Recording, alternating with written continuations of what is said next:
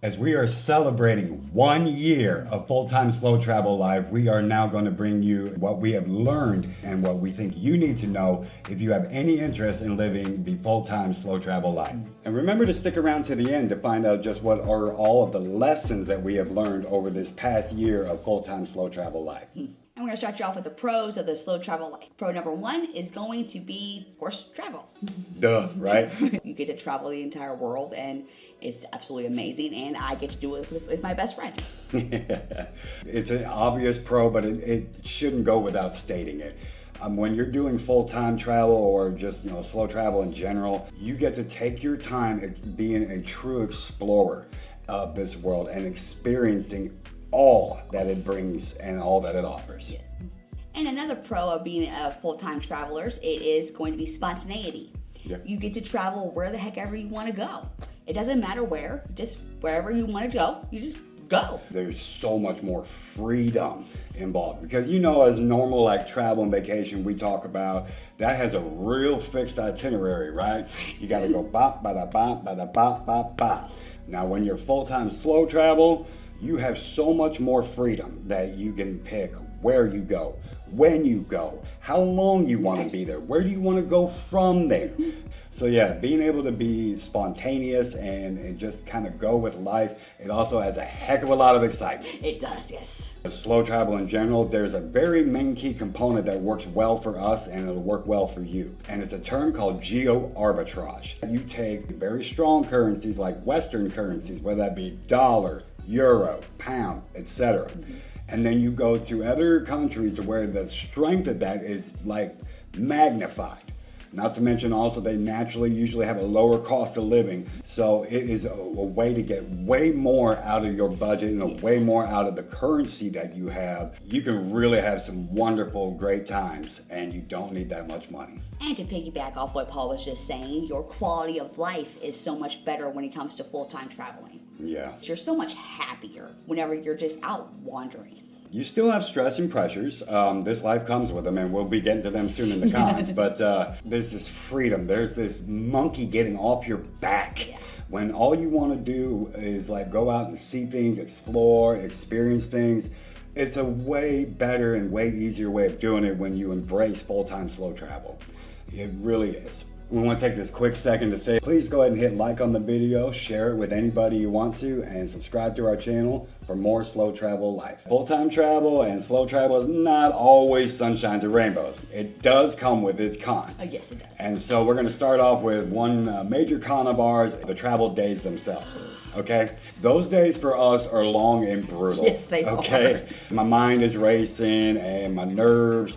I'm going over everything about the plans and the details. Right, and you're excited about your new location. Yes, and the excitement and the wonder of it.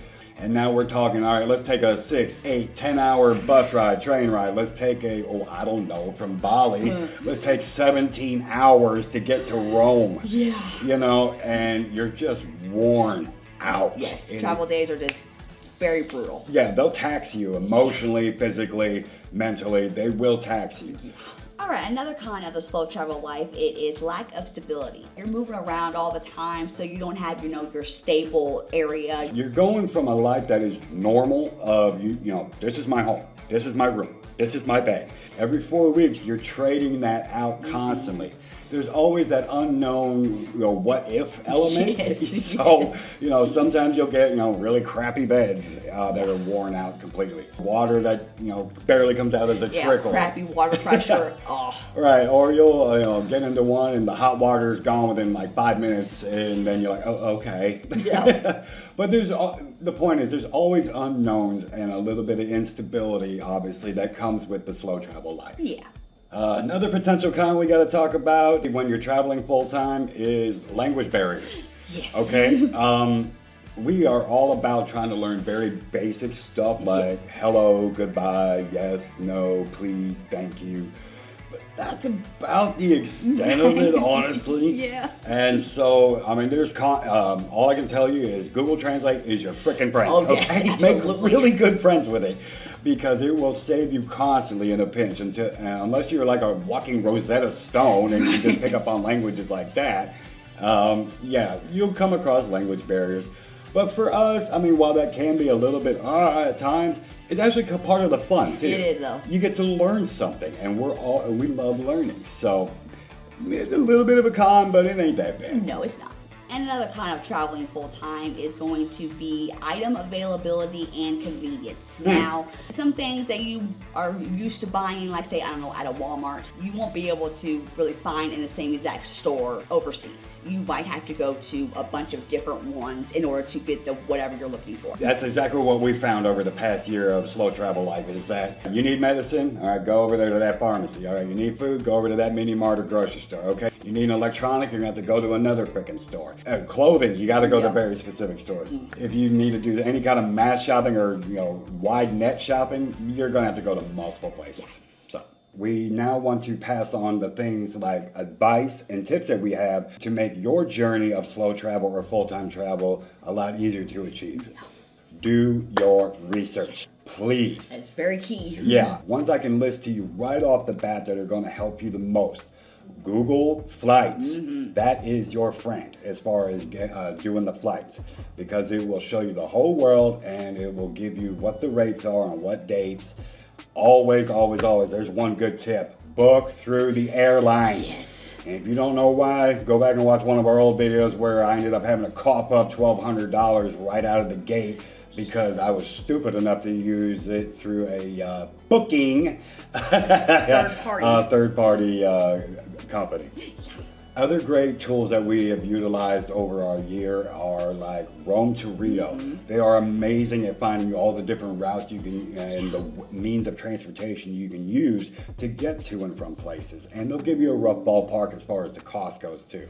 So it's an excellent tool. While in any city, I strongly recommend the Move It app. Oh, yes. Because that will give you the localized transportation system, and including like when they're going to be there, what the number of the bus is, or the tram, or the whatever. metro, whatever. It will be a lifesaver moving to and from places. It has helped us out tremendously. Oh yeah, absolutely. Another great tool would be the XE currency converter. That way you can keep an eyeball on what your currency is doing versus the local economy. Especially considering that over the past 6 weeks I've watched the Albanian lek drop a good 7 points. So yeah, It'll help you out a lot. Always good to keep an eye on things like that. Now, I utilize personally 3 different website tools to kind of figure out the local cost of living of a place, especially when you combine and compare all 3. Yeah. So livingcost.org, Expotizen, and then Numbeo. Use all 3 of those to kind of really gauge what you can expect when you enter that local economy. Most of the time, use Airbnb. Believe me, it's not by real choice. It's just a matter of convenience and utility. A little bit when we were in Southeast Asia, we were able to get away with going to the local guest houses and budget hotels and working out a deal face to face that proved way better. Way better, yes. But it does seem like, especially if you're up here in the Balkans or something like that in Europe, more often than not, you're going to end up probably having to use Airbnb. Yeah. So I do recommend them. And of course, whenever you're traveling full time, make sure that you are being respectful of said cultures of that whatever area you are traveling to, because you are a guest in their home. So just be respectful of their cultures. For example, the way we're dressed in certain, like say, Muslim areas. Obviously, if you want to enter a mosque or something, there are rules for that. Same in Southeast Asia with the temples. You've got to be covered, and show, very conservative, decent kind of attire for this. Okay, it's all about respect, and that's, you're a guest in their home. All right, so another big piece of advice that we would have for you after a year of full-time slow travel would be local. Yes. Local. Always do local. Yes, find a local place to stay. Find the local cuisines and the local restaurants. Also means local public transportation. Yes. The point is you embrace where you're at, okay? Immerse yourself in their culture, their traditions, their foods, their ways of doing things. And the ironic part is by doing that, you will greatly extend your budget. Learn, if you don't have it already, learn patience. I'm here to tell you, whenever you're doing travel in general or specifically full-time travel, stuff happens, okay? Let me just put it that way. Life and stuff happens. You're gonna make mistakes, okay? Plenty of them along the way. So just be patient. Be patient with yourself. Be patient with your loved one that you travel with, if you happen to do that like we have. So one of our Slow Travel Nomads channel subs, Carolina, had posed a question, and that was, what was the biggest lesson that you've learned over the past year of this full-time slow travel life? Right. First and foremost, learn from our mistakes, and specifically the biggest one. Get yourself a reliable income source financially that is going to be like clockwork for you, either every 2 weeks or every month. Right. Okay? It doesn't take a lot to live this life, and we've proven that for a year. Yeah. You can live, Balkan, Southeast Asia, and we hope to find out, come next fall, South America. But you can do that life, 2 people, for $1,500 to at most to $2,000 a month. Okay? I challenge you to line that up against anything back in the United States. Now, just as important as that, what is the number one lessons that this life has taught us so far? That I was right. I was right with every thought I had when the spark hit me like a ton of bricks after my mother died. And with everything that I went through personally, the coming back to my faith and all of it, God led us here. And He spoke to my heart and my soul and my mind. You take that how you want to. That's for every individual to decide. But I am here to tell you that it was the right move for us. Absolutely. Yeah. Because we could have simply gone on doing what a lot of people right now are doing and just struggling and struggling and struggling. I could still be working that no-collar, blue-collar job that's barely, not even hardly paying the bills. That could, I had to constantly, just like a lot of you, juggle. Okay, so I'll pay this one this time, or a couple weeks later I'll take the late fee and I'll pay this, and you're constantly fighting. To just what? Keep your head above water. To not get anywhere in life. And to what? To collect a bunch of things that don't even matter to me.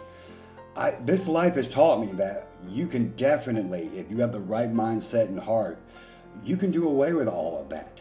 And you don't miss it at all. No. We have gained so much more value out of life over these past 12 months than if you racked up my previous 43, 44 years combined. Yeah. Okay? Now, granted, this 13 and a half years I've had with this lovely woman sitting next to me, I would never trade for anything in the world, okay? This was my one shining grace, my angel, my life. But the rest of life was just downright miserable. Yeah. To barely survive, to barely exist, to barely hang on. And for what? That's not living. I've said it before, that's existing and surviving. Now, you may be stuck in that mode, and God help you. I'm praying for you, as I do for everybody, that we all find our way. Find whatever it is in life that fulfills you on the deepest, most personal level, that makes you feel alive, makes you feel complete, makes you feel whole, that brings you joy. Yes. That's what we want. That's what this channel is about. Now, we specialize in this is what, is making us happy. Right, yes. Okay, so that's who we mainly speak to.